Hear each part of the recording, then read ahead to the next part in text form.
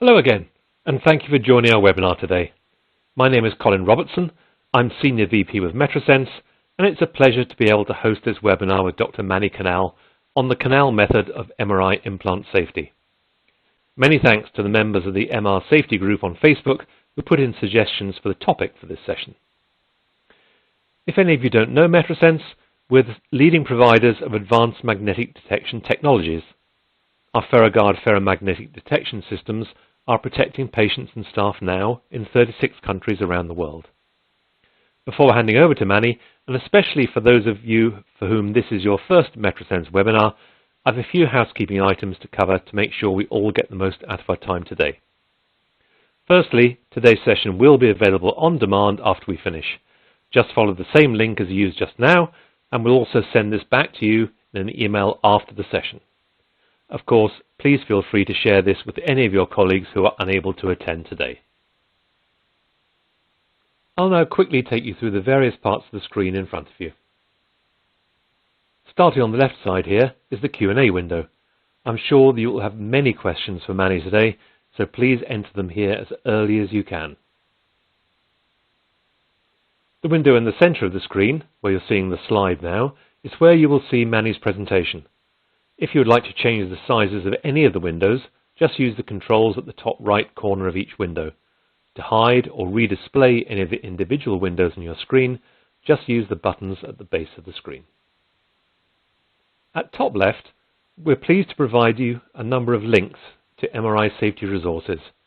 You'll find here a link to the Metrosense MRI Safety Resource Center, where you can also access on-demand versions of all of our webinars, our new MRI Safety Talks podcast series, and other MRI safety content. Now, I know that many of you will be looking to obtain an attendance certificate for this webinar. The yellow button highlighted here will enable you to download your certificate. You need, though, to have watched the webinar for a minimum of 40 minutes before doing so. You can download and print at the end of the webinar, and there will also be a link in the email that you'll receive a few hours after we close. The final window, lower left, gives you a brief biography of Dr. Emanuel Kanal, our speaker today. I'm sure Manny is familiar to all of you joining today, so I won't take up valuable time by describing the extraordinary contribution he's made to the field of MRI safety. But I would like to say how pleased and proud we are at Metrosense that he has chosen to join us for this webinar today. I should also say, in addition to Manny, we're also joined for the Q&A by John Posh, Metrosense Director of Education for our MRI safety business. So we'll speak to John later. Anyway, lots to cover in today's session, so let me hand over now to Dr. Emanuel Kanal. Welcome to this presentation. Before I get started, I'd like to take this opportunity to thank and acknowledge Metrosense for agreeing to host this public service educational opportunity. The title of this presentation is the Kanal Method in MR Safety, but in actuality, you should think of it as, how do I, Emanuel Kanal, how do I answer the question, would you scan this patient? What is my approach at assessing the potential risks of doing so versus the potential benefits of accepting that patient for an MRI examination? In order to assess that, I'd like to take a step back and first start with discussing how do we decide for CT or X-ray based studies whether we accept a patient for examination. There are risks associated with X-ray, of course. How do we decide if we're going to accept that patient? We almost never think about it, but it happens all the time, and it happens so often we don't even think about it. So let's use some clinical example. Let's say we're going to talk about a pregnant patient in a motor vehicle accident. Someone requests a chest X-ray for potential pneumothorax, head CT perhaps for intracranial hemorrhage. Do we say yes, or do we say that the risks outweigh the benefit and we say no? How do we assess that? For X-ray based studies in general, what do we do? Well, the first thing we do is we have to identify what is the energy that we're going to be using. We're going to take an energy source and irradiate the patient with it to do some sort of diagnostic examination. What is the energy source? That's straightforward. The energy source is going to be ionizing X-rays. What are the risks of ionizing X-rays for the developing fetus? Well, mutagenicity, carcinogenicity, teratogenicity.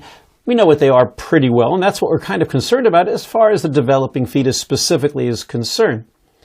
Where are we going to transmit these ionizing X-rays? What are we going to expose on this patient to ionizing X-rays, and what won't we be exposing? That's also relatively straightforward. We don't even think about it typically. Whatever you're examining is what we're going to be exposing to the X-rays and their associated risks. That means if it's a head CT, the head. If it's a chest X-ray, the chest, nothing else.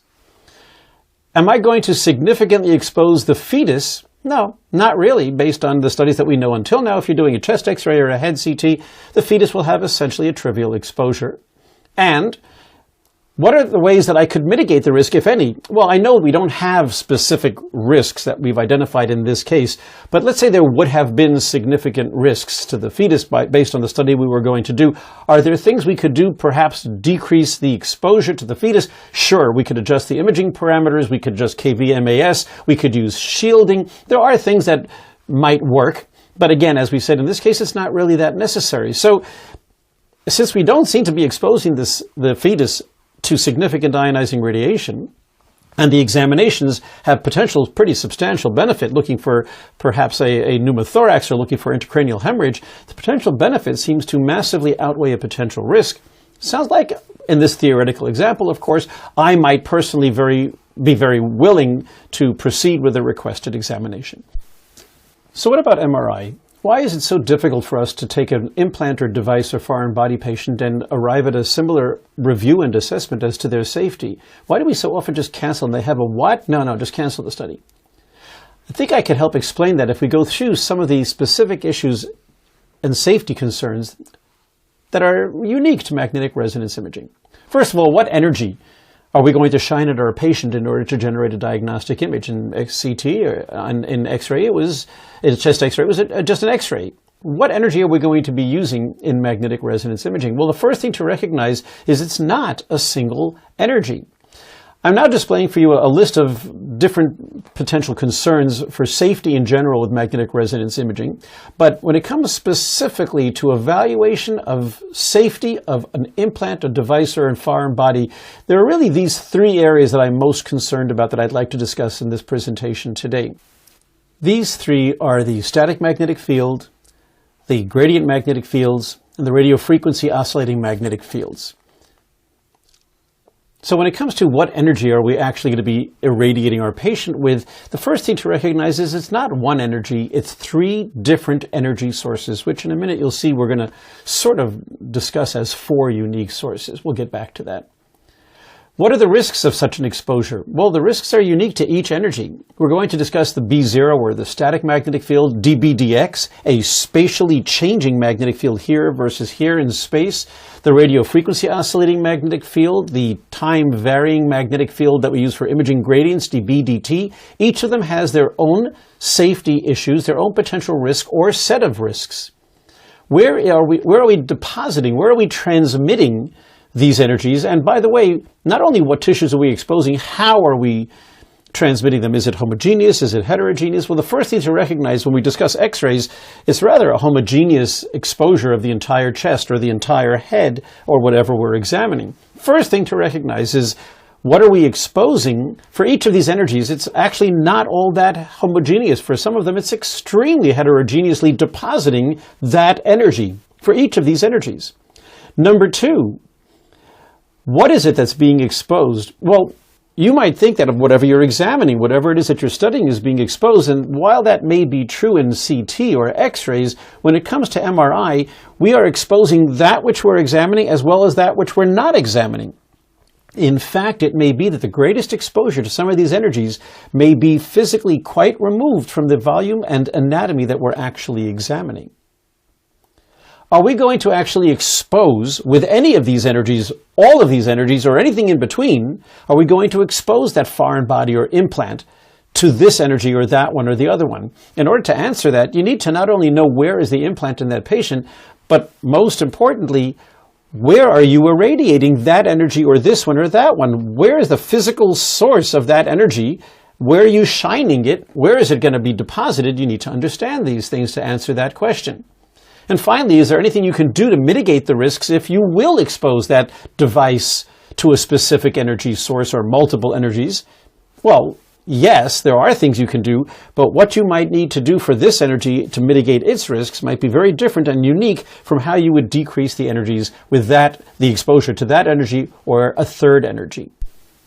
Clearly, in a 30-minute presentation, I can't teach everything there is to know about MR safety, but at least I can help you understand what the problem is and now proceed towards helping at least illustrate one possible standardized methodology of approaching solving these questions going forward.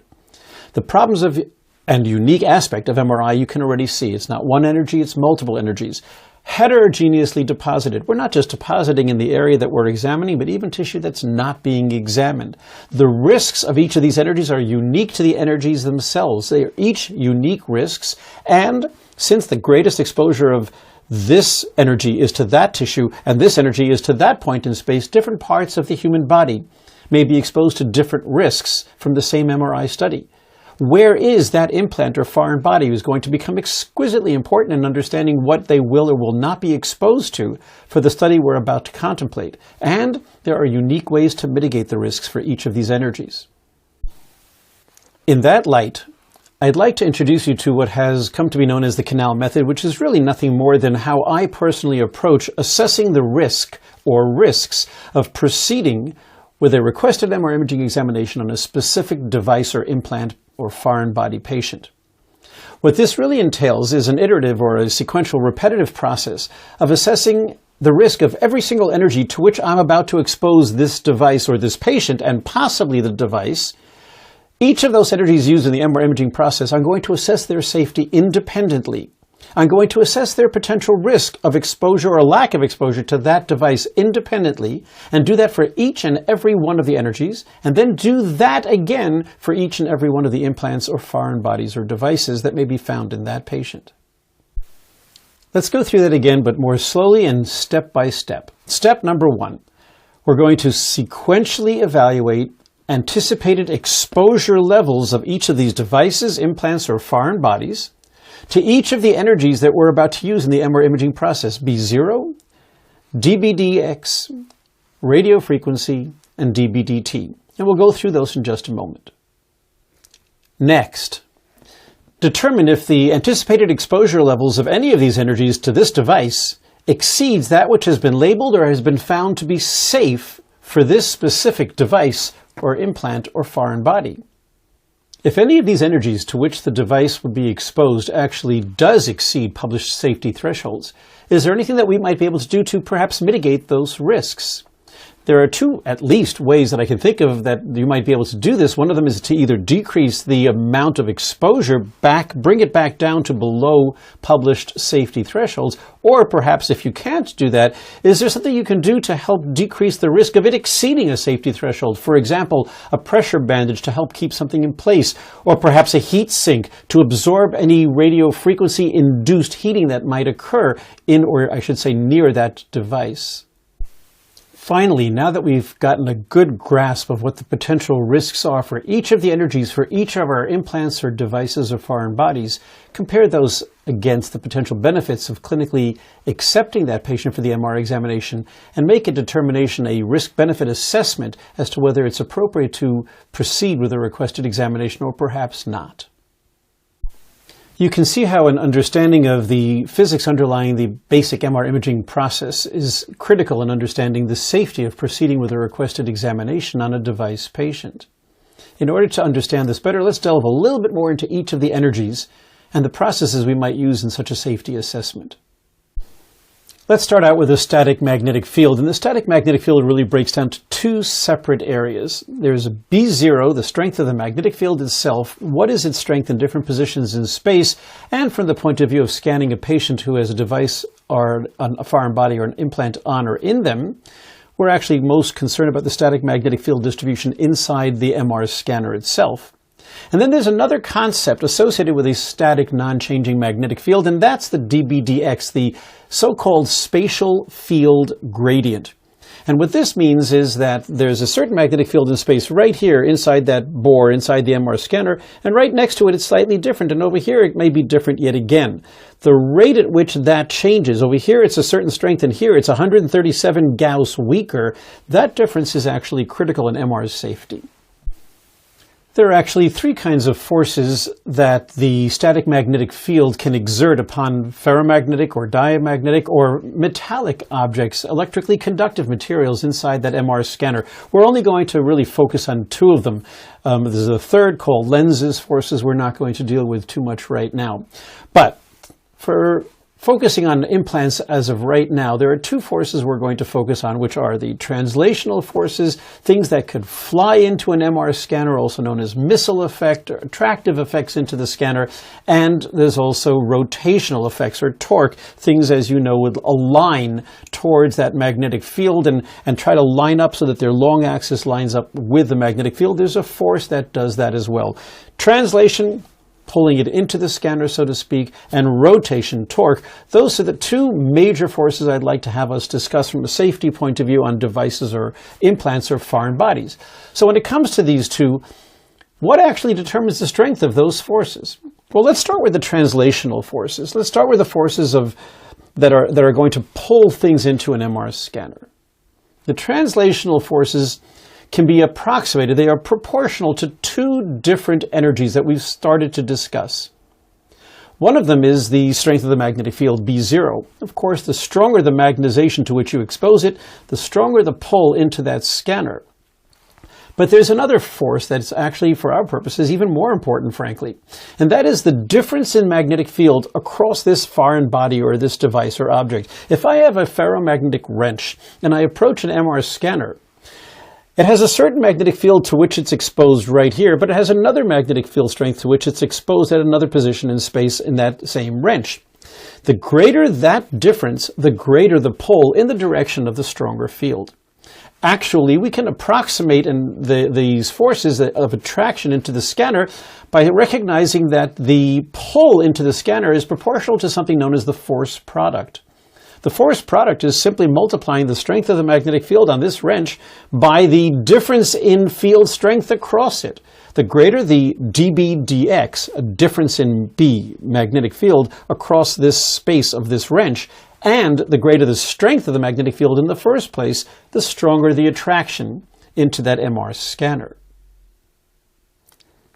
The strength of the rotational or torque-related forces on that ferromagnetic material, on the other hand, is actually even more simple. It's essentially going to scale based on the square of the strength of the magnetic field, B0. The stronger the magnetic field to which you expose it, the greater the rotational or torque-related forces. Therefore, it now stands to reason that if you know where the greatest dB dx in that scanner, the greatest static field gradient is, and if you know where the strongest magnetic field, B0, is in that scanner, you'll know the area to which something ferromagnetic is trying to get attracted with the greatest possible strength.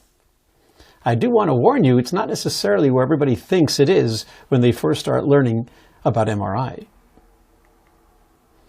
This is a field plot, a B0 field plot provided by one of the manufacturers. This is from Philips regarding one of their MR scanners. And the B0 field plot you can recognize because it will be labeled in Tesla or millitesla or Gauss. And so this is showing the strength of the magnetic field as you are in different positions around the MR scanner. And these are iso-Gauss lines, meaning that anywhere along that line the strength is the same. And so at 1.5 Tesla, you can see the distribution of the magnetic field around the scanner. Here, for the same company, for a 3 Tesla scanner, this is the distribution of magnetic fields around a 3 Tesla scanner. Notice that at the same position from the scanner, the same distance from the scanner, the field is slightly higher as a result of the field being significantly stronger. And then, again, now we're talking about something different. We're looking at the same types of scanners. Again, this is a Philips Ingenious scanner for illustration purposes only. But this is a cross-section, so we're looking around the scanner and actually inside the bore of the scanner. And now we're talking about dB dx, or the static field gradient. How different is it from here to here, or here to here, or here to here, and mapping that out. The greater the difference, the stronger the pull, the translation. And so now it's showing you a cross-section of the static field gradient through that scanner, but you'll be able to recognize that by looking at the units. Notice that the units now are Tesla per meter or Gauss per centimeter. That's how they would typically be listed. And so now this is the way this company depicts the Tesla per meter, or static field gradient distribution, dBdx as I like to call it, throughout that scanner. And this is the same thing now for a 3 Tesla scanner for that manufacturer. And for the same manufacturer, this is how they're explaining the strength of the dBdx, Tesla per meter, as you look down the bore of the scanner, and at different radii or difference from the center of the scanner, the strength of attraction is different. And we'll get back to that in just a bit. This is for General Electric Healthcare, a different manufacturer, showing you their spatial distribution, their dBdx, their spatial field gradient. This is supposed to represent the entrance. Can you tell? You're looking at the entrance of the scanner, and so the patient would be sliding in from, let's say, your left to your right, and that flare is the opening of the scanner. And this is now from Siemens, another way of depicting it. I think some people may have trouble understanding this. This is 1/4 of the scanner. It's sort of half of the view we had on GE. This isn't even showing you the whole opening. This is showing you a quarter. You may be looking, for example, at the top half of the left half of the scanner. Let me show you. We're going to unfold this. Imagine I took this and I copied it and pasted it, and I pasted it this way, that I copied and pasted it that way. What you'll see is the entire scanner. Let me show you what I mean by that. We'll flip it around and sort of paste it here, and then we'll move it up, and then we'll flip it back down and put another one there. Now you see the entire scanner. And so what we're looking at actually is just the quarter right there. That's what they typically depict. Do you understand? So it's really just another way of depicting it. And again, since it's in Tesla per meter, as you see, this is a spatial field gradient for that manufacturer for this particular device. Now that you know how we could identify the spatial distribution of B0 and dBdx, let's go on now to the imaging gradients, the dBdt, the time-varying imaging gradient magnetic field. And this magnetic field, when that one is changed during MR imaging, it doesn't cause things to fly in or rotate. The risk here is essentially from neuroexcitation. Now, there are other risks, acoustic. We're not talking about those. We're only focusing in this presentation about the safety concerns associated with implants or devices. So for the device or the implant that may be ferromagnetic or electrically conductive, here we're concerned about the potential for neuroexcitation, neurostimulation, that the actual imaging, the gradient turned on and turned off so rapidly can induce an electrical voltage that in this wire or implant or electrically conductive material, it might induce a voltage of sufficient magnitude to cause some tissue at the end of that wire or near that metal of that device to stimulate. It can cause a muscle to twitch, for example. And if that muscle that you're twitching is in the heart, then we would refer to that as arrhythmogenesis, or causing an arrhythmia. And that's the potential safety concern for imaging gradients. And this is an example of how the manufacturers might show us, for example, the gradient magnetic field that we're turning on and off, the imaging gradients dBdt, how they may be distributed in space for one of their systems. This is for a Philips Ingenious system 1.5 and for 3 Tesla. This is for a different manufacturer, a Siemens Avanto scanner, and it's showing you their means of depicting the changing magnetic field over space. And I'll show you in a moment other ways to look at the same kind of data. And finally, the radio frequency magnetic field that we're transmitting to this patient, that last energy, its potential risk is actually that of thermal injury or burns. Again, speaking about specifically implants, devices, foreign bodies, the concern here, the potential adverse event I'm worried about, is potentially inducing a burn in the tissue adjacent to that material, that metal, that foreign body that's in this patient, that device or implant. And this is how some of the manufacturers depict the spatial distribution of the transmitted RF energies. Now here, I'm not going to get too much of a tangent. It's much too big of a topic for us to handle just in this presentation. But it's not actually the B1 magnetic fields. The radio frequency oscillating magnetic fields are also known as B1 oscillating magnetic fields. Those don't actually cause harm. They don't cause heating. They, in turn, can induce electrical fields in conductors, such as human tissue or implants, devices, foreign bodies, wires, leads.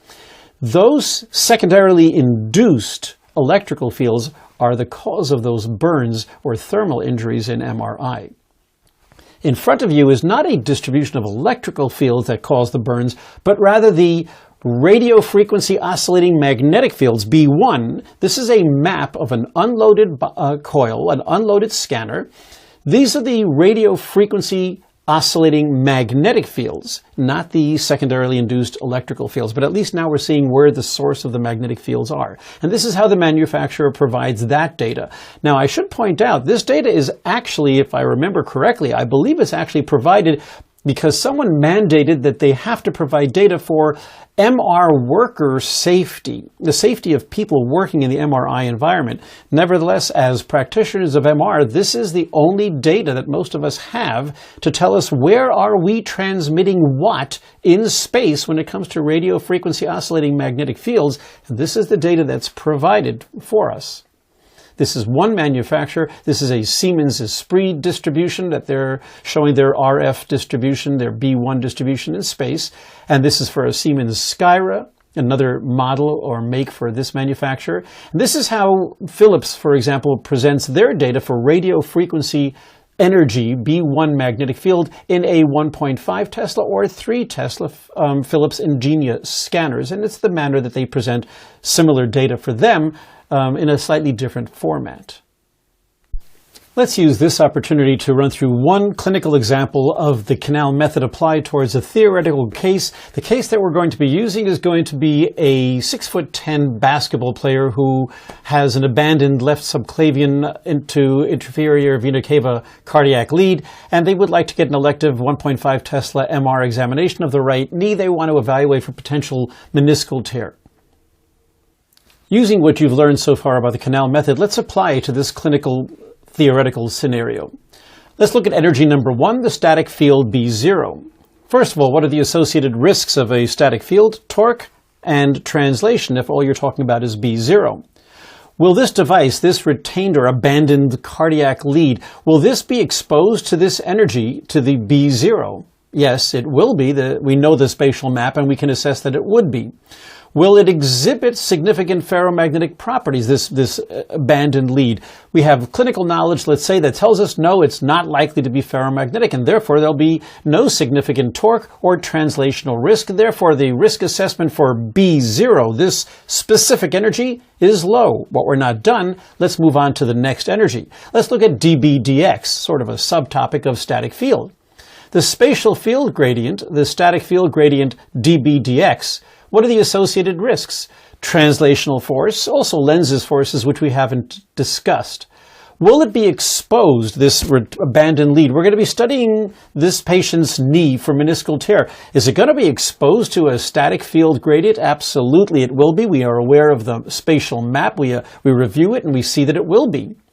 Again, does this abandoned lead or this device, does it have significant ferromagnetic properties? No, it does not. So once again, we do not believe that there will be significant translation or rotational forces. Here, we also ask, does it have significant electrically conductive properties? And we say it certainly does. And so there are potential Lenz's forces, which we have not discussed, but we can mitigate potential Lenz's forces and the concern for them by simply moving the patient slowly. So that's not a real concern for us. So when it comes to static field gradient, dBdx, and this abandoned lead, we don't have significant safety concerns. The risk is, in our opinion, low. Let's move on. We're not done. Next energy. How about dBdt, the imaging gradients? The potential safety concern for the imaging gradients, the dBdt, would be neurostimulation, but because this is an intracardiac lead or an abandoned lead near the heart, it's arrhythmias, arrhythmogenesis, a substantial potential safety concern. But then we have to ask, is it going to be exposed to significant dBdt energy? And we see it's a 6'10" individual, and we're not centering up here, we're centering down there, knowing the approximate size of the dBdt transmitting gradient coils, knowing where the fields are, we can say that we think that that distance away in a 6'10" individual down to the knee, we think that actually it'll be relatively low dBdt. And so I, Manny Kanal, may come to the conclusion that the risk assessment for exposure may be low for dBdt, and I move on to the last energy, transmitted radio frequency energy. Now here I'm concerned about what risk? Burns.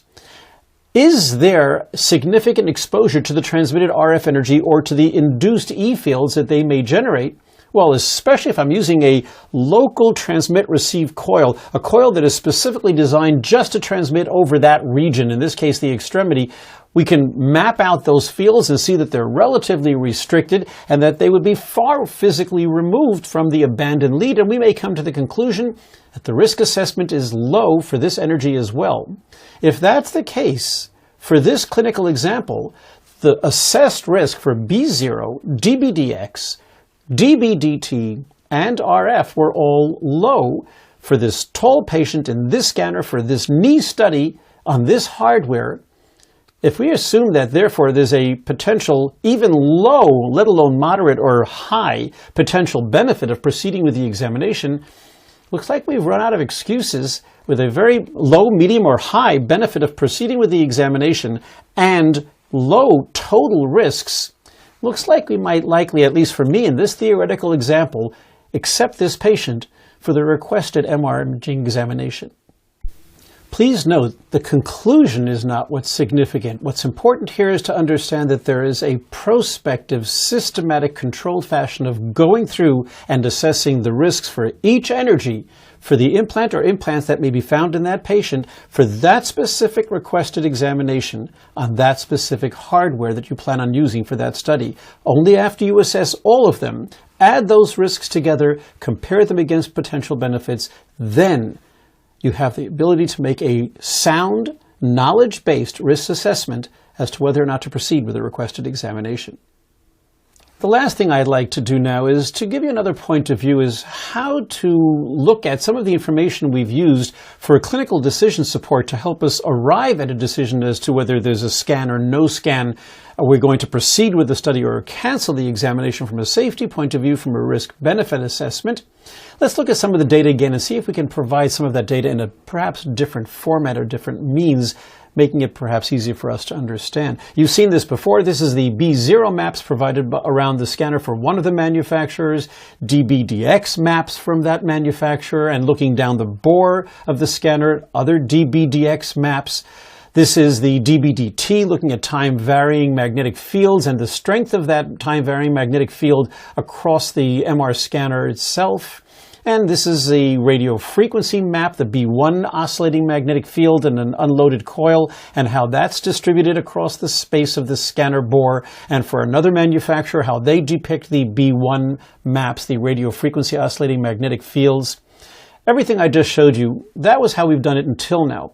What I'd like to do is introduce you to another means of depicting that same type of information. Before I begin, I'd like to acknowledge and thank General Electric Healthcare, Hitachi, and Philips Healthcare for providing me with the data that I will be modeling in this simulator in the next few moments. Let's use this opportunity to show you the actual hardware that's going to be producing the various energies and fields that we have been discussing that are used in the MR imaging process until now. First thing we're going to do is position the patient into the scanner. So let's make believe we're going to be doing a T-spine examination. Let's turn the laser on. Let's position this individual for a T-spine. We'll sort of center, I think, to the nipple line.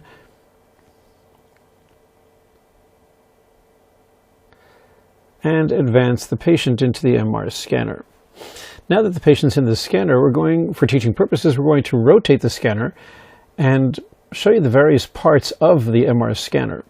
First of all, making the right-hand part of the scanner invisible, the outer section of the scanner right here, that plastic faceplate of the scanner, let's remove that. And deep to that, you can see that there's the copper-looking coils, the magnet coil that produces the B0 magnetic field and the DBDX spatial magnetic field gradient, and you can see where that is and what the relative size might be. Deep to that are the gradient coils, and you can see why they're referred to sometimes as thumbprint coils or fingerprint coils. And these produce the imaging gradient magnetic fields for which the potential adverse event we said was neurostimulation. Deep to that is in blue here, the transmit-receive body coil. Deep to that is the inner plastic covering the bore of the scanner, and deep to that, of course, is the bore and our patient within it.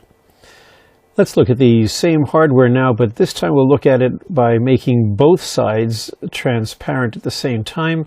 We'll get rid of the face plate of the magnet, leaving just the MR scanner magnet coils, getting rid of the magnet, leaving just the gradient coils, getting rid of the gradient coils for the RF coils, get rid of the RF, leaving just the plastic inner bore lining, and then finally the patient themselves inside the MR scanner. With this side view and the right-hand side of the magnet rendered invisible, this is the spatial distribution of the B0 magnetic field. Notice it's quite strong in the center, but technically it's actually even stronger in these areas here near the poles of the magnet coil itself, here and here, in a patient-reachable part of the bore. This is the distribution of the static field gradient, or the dBdx. And notice it's quite homogeneous magnetic field in the center of the scanner, so the changing field, or spatial field gradient, the difference of magnetic field in the center of the scanner is very low, or zero, and so that's why it's showing up as transparent, and the strongest dBdx is out by the poles, by the entrance. And once again, this is therefore where the greatest translational force would be associated with this MR scanner. The dBdt magnetic field looks like this, and the dBdt magnetic field is fascinating for several reasons. One of the reasons is because notice that whatever you're imaging, in this case, let's say we're imaging the pituitary gland and we're centered on the canthomeatal line, in the area that we're examining, the dBdt is actually weakest, and as you go supra-inferior and left-right, it gets stronger. And furthermore, from a radial point of view, let's bring this plane to here and look at it from a side point of view. From a radial point of view, once again, you remember we showed last time looking at different radii, looking down the bore? Well, from a 3D color graph point of view, once again, the further towards the periphery, the closer to the physical magnet hiding behind that inner bore wall there that you're getting, the stronger the dBdt would be, because that's where the gradient coils are and you're approaching them. And the further towards the center, the further away from those coils you're getting, and the weaker it would be in that location. The other thing that's interesting about the dBdt, or the imaging gradients, we said that the imaging gradients have as their potential safety concern is that there is a potential for neurostimulation, or if it's in the heart, for potential arrhythmogenesis or arrhythmia generation. Well, notice that when you're scanning the brain, if I were to make this patient more transparent, you'd find that this patient does indeed have a pacemaker, and that in actuality the pacemaker is now situated almost directly underneath the greatest area of dBdt, the greatest arrhythmogenic potential, by scanning further removed from the pacemaker or the implant. So very anti-intuitively, the neurosurgeon may say, don't scan, I'm telling you to scan the brain, don't worry about the pacemaker, you're not scanning it. But in actuality, one of the energies we're dealing with, in this case specifically the gradient energy, when we're centered at the brain, the greatest exposure from an arrhythmogenesis potential from dBdt is actually over the pacemaker and its lead. Finally, this is the spatial distribution of the RF energies in this scanner transmitting with the RF body coil. With the body coil transmission, this is what the spatial distribution looks like three-dimensionally. We can compare this to the distribution that might be present had we been using a head coil instead. This is a patient in a head coil that's being used to transmit the RF energy, and with this patient turning on the RF power distribution, as this is the power distribution that would be present in an unloaded coil. If we make the RF coil invisible, this is the RF magnetic field distribution, the B1 magnetic field distribution in an unloaded head coil used for transmission. By comparison, this is what it would look like had we used the body coil for transmission instead. Body coil, head coil. And you'll notice once again how the RF fields are more physically restricted, especially supra-inferiorly, if you're using the smaller transmit-receive head coil than had we been using the larger body coil for RF transmission.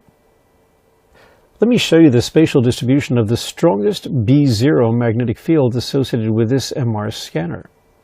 The strongest dBdx, or static field gradient, is not too far away from there.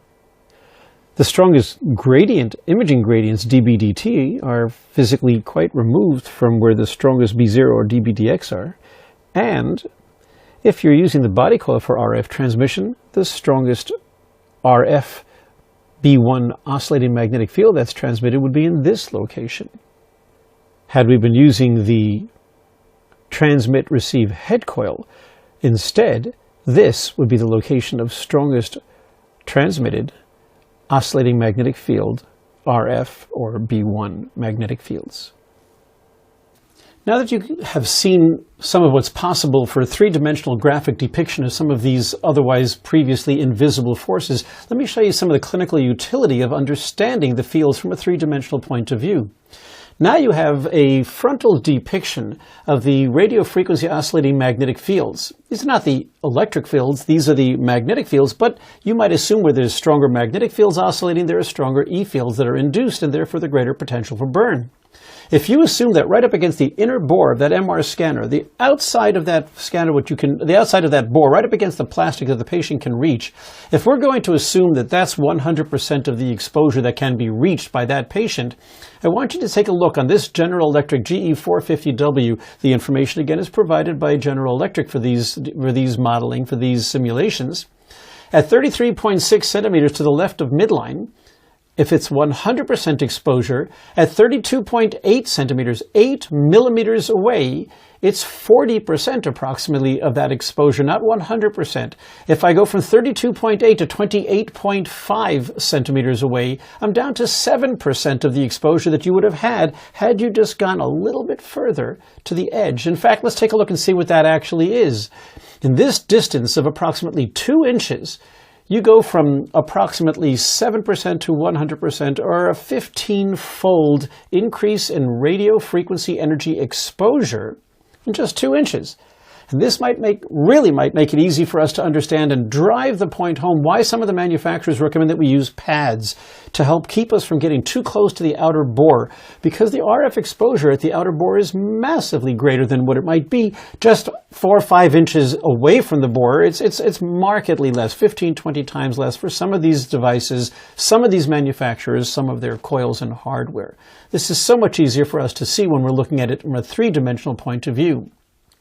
1/3 of a millimeter away, we're down 40% instead of 100%, a 60% loss in the B1 field exposure, 8 millimeters.